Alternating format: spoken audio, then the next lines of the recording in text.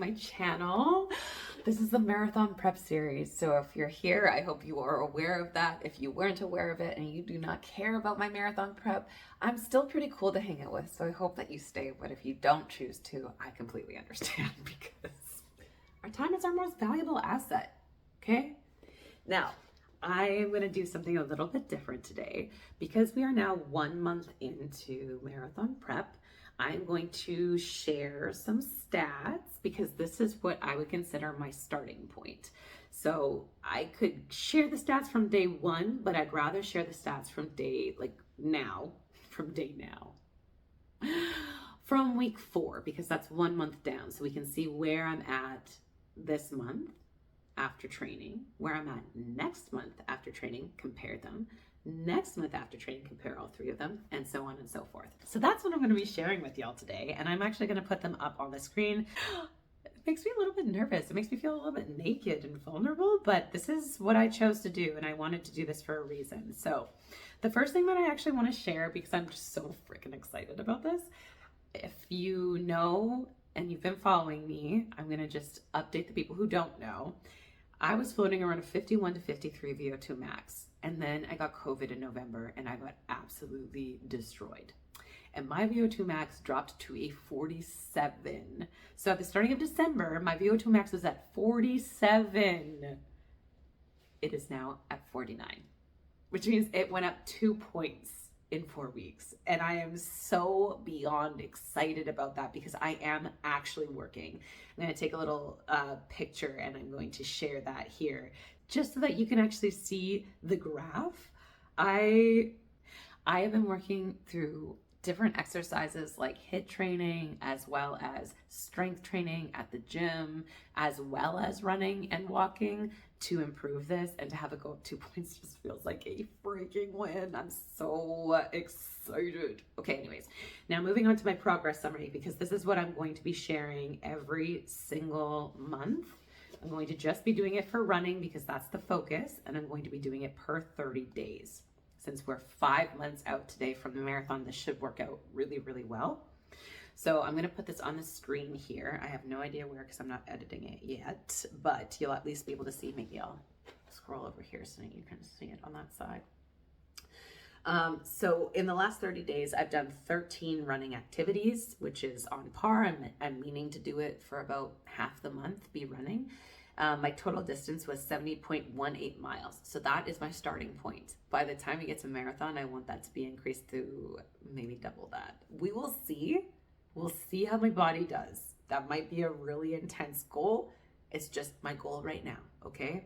My max distance is 9.33 miles, which is 15 kilometers. My max mileage 1 month prior to the marathon is aiming to be around 20 miles to 22 miles. 22 is what I'm aiming for. 20 is what I'm accepting, okay? That means that if I'm at 9.33 now, I have 4 months to get to double that. Pretty good, reasonable, we would say, but running that long distance is running a long distance. So, okay, I'm gonna put now another screenshot on here because I can't fit everything onto the same thing. My average pace is 9:24 per mile right now. That has increased from 9:45 per mile previous. And just so we're clear, I didn't start running again until July of this year. And I had taken an entire year off. And prior to that, I had not run distance. So I think the max that I was running is like maybe 5 kilometers every once in a while. So now to have my pace increase to 9:24 per mile at my starting is really exciting because I'd like to get that to a 9-minute per mile pace in the next couple of months. We will see. Again, I'm going to let it be what it is. The marathon is not for time. Like, this is literally to complete a marathon. I have never completed a marathon in my life. So I do truly mean it when I say I just want to finish the marathon. But if I can finish the marathon and have a good time, that would be the best of both worlds. And what I'm going to do is work my ass off to give myself that opportunity. And if on the day it works out, that is wonderful. If it doesn't, I know that I did everything in my control to try to make that happen. And I feel better leaving that day, knowing that I have it in me to accomplish it. So that's the point.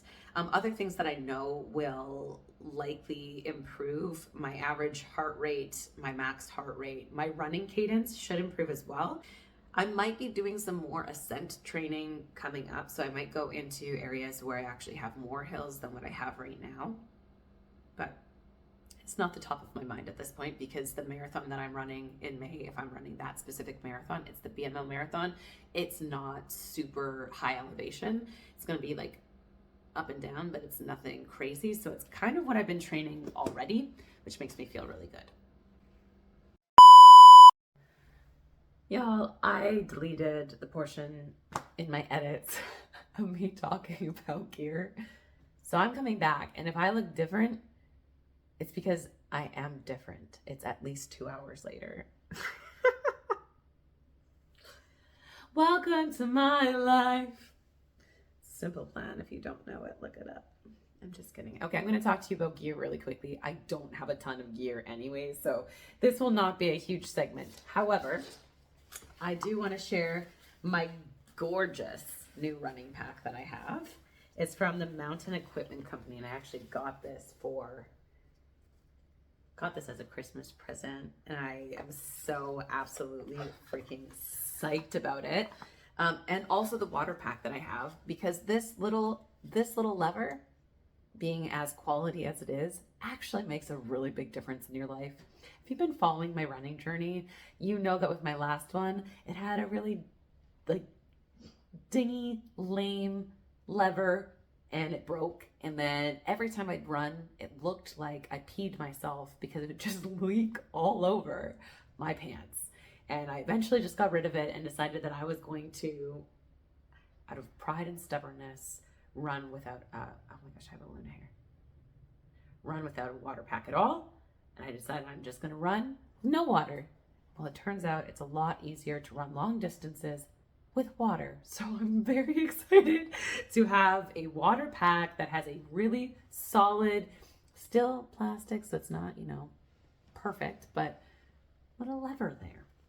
Anyway, that was a side tangent that I needed to go on. Don't ask. This pack though is gorgeous. It has a little pocket here, so you can put your phone inside there. There's a giant pocket here if you want to bring anything in. And then you have your larger scale pocket where you can put your water pack as well as anything else that you might need for your run. The front of this, so I'll put it on real quick. You got 2 clips and it actually fits so comfortably. It's unisex, but you can adjust it. And you have 2 separate pockets on either side for any kind of fuel that you want to bring with you. So if you want to bring like your Rice Krispie squares, they fit, okay? But if you want to bring like proper nutrition as well, I'm sure that fits too. And then you got your 2 clips. And it fits like quite literally. The second clip fits right below my boobs, which is absolutely rock star. I'm so happy. And it's just soft and it's so lightweight. I'm gonna die, sorry. I'm having troubles 2 hours later. It's soft and it's super lightweight, and I'm just the happiest little clam to be running with this pack. I'm gonna be honest. I had a pack before.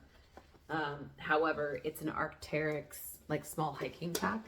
So it's not quite the same. It's a bit longer than what you'd be using to normally run.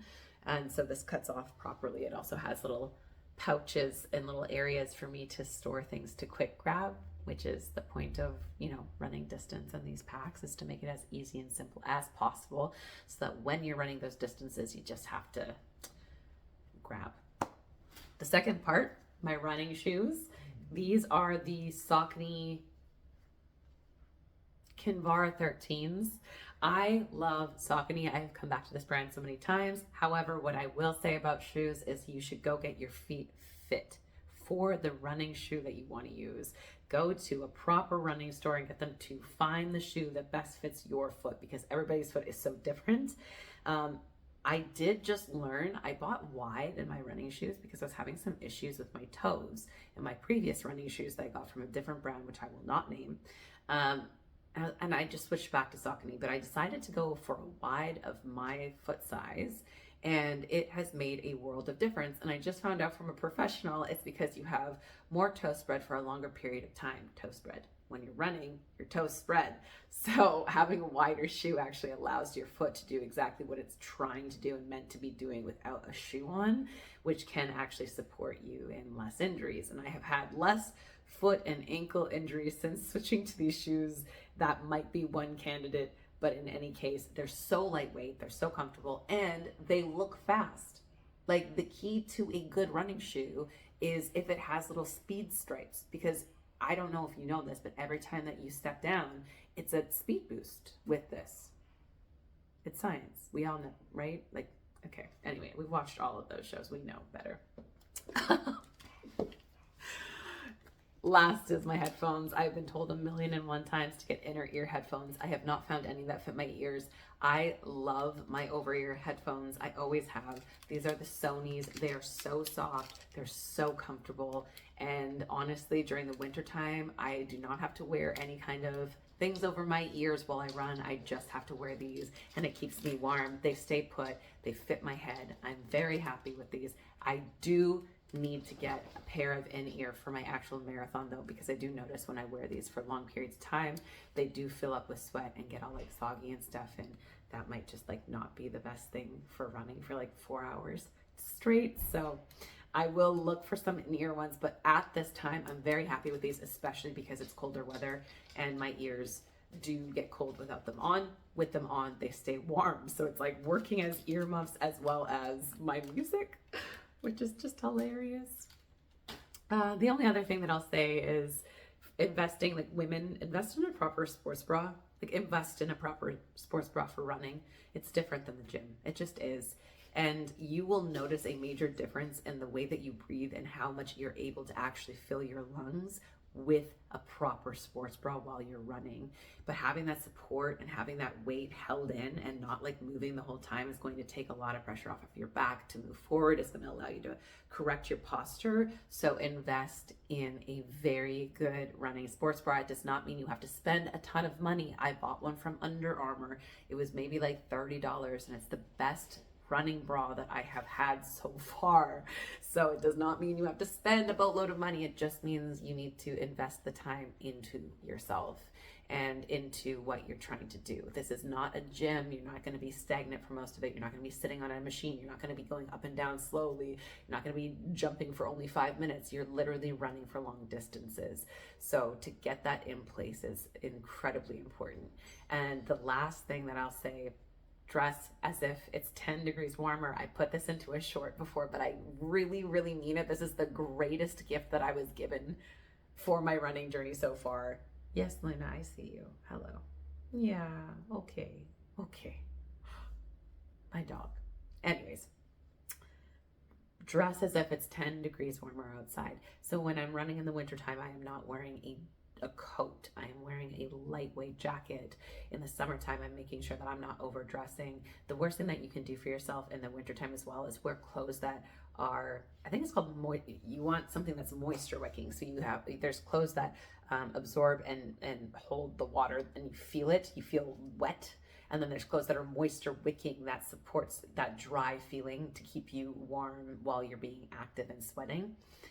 Invest in moisture wicking, especially in the winter time, because when you're running outside for long distances in the winter and you start to feel wet and you're just getting cold blown on you the whole time, not only is it horrible, because it is, it's also it can lead to getting sick because you're just cold and wet and depleting your energy and your electrolytes all in one go. But yeah, invest in clothes that are going to be supportive of the season. I still have yet to get waterproof clothing. I should likely get waterproof clothing. I have water resistant clothing. I'm in Vancouver and it rains here quite a bit in the wintertime. I've been very fortunate that I've only had about 3 runs where I've been absolutely soaked, and I've had very good weather outside of that, but I know that the rain is coming, so pray for me. I will invest in that. But yeah, dress as if it's 10 degrees warmer outside. It will help you so much to keep your temperature regulated while you are trying to do something incredible, which is running and moving your body and finding your confidence in it. It's really hard to be confident when you're uncomfortable. just is. You're distracted the whole time. So eliminate the distractions. Eliminate as many distractions as you possibly can, and find your fun in it. It's so much fun. Anyways, that's all I have for today. That's it. I was a little sad that I deleted the half of my stuff and then I couldn't get it back. And so here I am again, but I'm so happy to be here. Again, I'm gonna be getting more gear as time goes. I'm so excited to keep sharing what I learn and what I invest into. Also, just recognize I'm a different person than you. It is completely okay if some of the things that I have you don't like. And it's completely okay if you try them and you really, really like them and you want to share them as well. I highly encourage you to do it. Let's support each other in this community and help each other out and try to share this stuff so that other people don't have to spend so much time figuring it out. It makes it easier for the world around you. You're more powerful than you think. And thank you for spending time with me. I'm excited for the updates in a month.